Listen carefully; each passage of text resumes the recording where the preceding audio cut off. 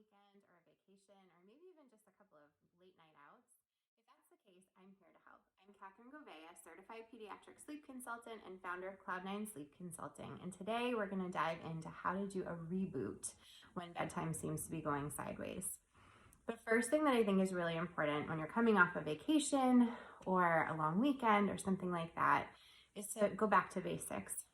Make sure that you're using an appropriate bedtime for your child. So sometimes what will happen is when kids are staying up late, they'll often get up earlier, right? Ooh, nobody likes that.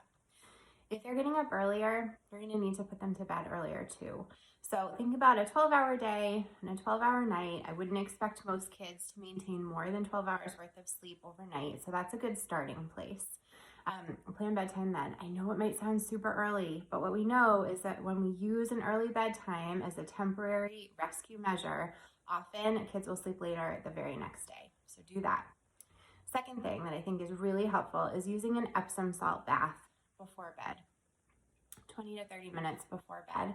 A nice warm tub with like a half a cup of Epsom salts.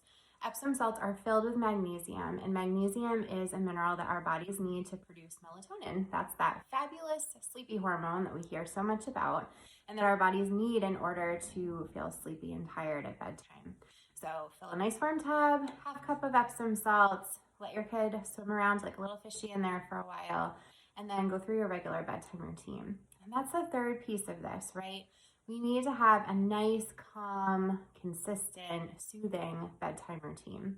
So for younger kids, younger than 2, 15 minutes is usually plenty. We don't want to do too long of a bedtime routine because that can actually create more overtiredness.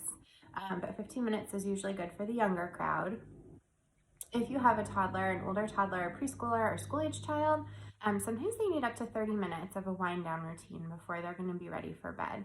So make sure you have, your environment nice and dark. Maybe you have some nice essential oils diffusing or a candle going, some calm music playing. Create that really perfect, relaxing atmosphere, and then go through the rest of their bedtime routine. Read them that book, sing them that song, tuck them in, and watch the magic happen. I hope that's helpful, and thanks for joining me today for Sleep Tip Tuesday.